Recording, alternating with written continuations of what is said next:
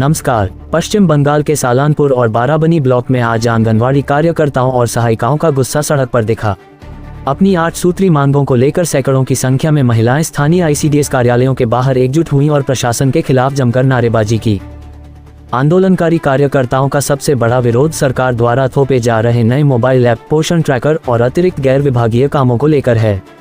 कार्यकर्ताओं का आरोप है कि सरकार उनसे ऐप पर काम तो करवा रही है, लेकिन इसके लिए न तो आधिकारिक सिम कार्ड दिया जा रहा है और न ही डेटा का खर्च।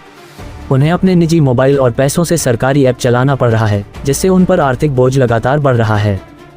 इसके साथ ही प्रदर्शनकारी महिलाओं ने बच्चों के पोषण को लेकर भी सवाल खड़े किए हैं। उनका कहना है कि बाजार में सब्जियों और अंडों की कीमतें आसमान छू रही हैं, लेकिन उन्हें बच्चों के मिड डे मील के लिए पुरानी दरों पर ही भुगतान किया जा रहा है। मांग की गई है कि वर्तमान बाजार दर के अनुसार बजट बढ़ाया जाए ताकि बच्चों को सही पोषण मिल सके। CDPO कार्यालय में अपना मांग पत्र सौंपते हुए कार्यकर्ताओं ने प्रशासन को साफ चेतावनी दी है। उनका कहना है कि यदि उन्हें आधिकारिक सिम कार्ड और साल भर का रिचार्ज भत्ता समय पर नहीं दिया गया और साथ ही अतिरिक्त गैर सरकारी कामों का बोझ कम नहीं किया गया, तो वे ऐप के जरिए काम पूरी तरह बंद कर देंगी। इस प्रदर्शन में सुलेखा सिन्हा, श्यामा चट्टोपाध्याय और रूबी दास सहित भारी संख्या में कार्यकर्ता शामिल रहीं। अब देखना यह है कि प्रशासन उनकी इन जायज मांगों पर क्या कदम उठाता है।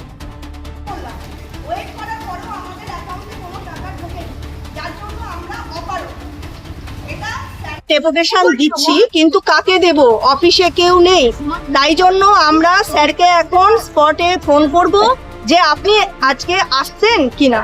এবার যদি উনি না আসেন তাহলে আমাদের এই ডেপুটেশনের কপিটা ছবি তুলে, এই যে ডেপুটেশনের কপিটা, এইটা আমরা ছবি তুলে ওনার হোয়াটসঅ্যাপে গ্রুপে আমরা পাঠিয়ে দেব এবং ওনার সঙ্গে একটাই কথা বলবো যে আমরা সোমবার থেকে টোটাল প্রজেক্টে ডিম বন্ধ রাখছি। 13/7/2026 থেকে টোটাল ব্লক আমরা ডিমটা বন্ধ রাখবো এবং যখন আমাদের বিল অফিস থেকে দেওয়া হবে সাফিসিয়েন্ট এবং আমরা পেমেন্টটা পেয়ে যাব, তখন আমরা আগের মতন আসার চেষ্টা করব। ঠিক আছে? আমার নাম সোমাশী।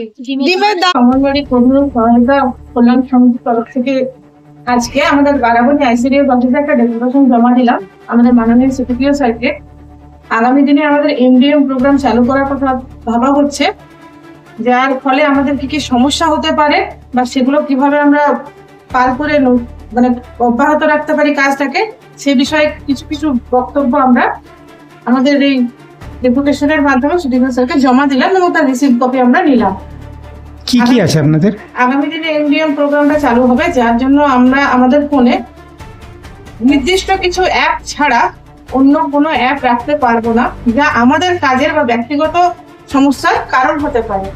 তাই আমরা যদি একটা অন্য ফোন থেকে করি, তার একটা আলাদা সিম কার্ড দেওয়া এবং তার রিচার্জের জন্য আমাদের যে 166 টাকা দেওয়া হয়, তার পরিবর্তে বাজার দর অনুযায়ী যেন আমাদের সিম দেওয়া হয়, সিমের রিচার্জের টাকা দেওয়া হয় এবং আমাদের মেয়েদের সঠিক পরীক্ষা নিরীক্ষার মাধ্যমে বা তাদেরকে একটু প্রশিক্ষণ দেওয়ার পরই যেন এই প্রকল্প চালু করা হয়।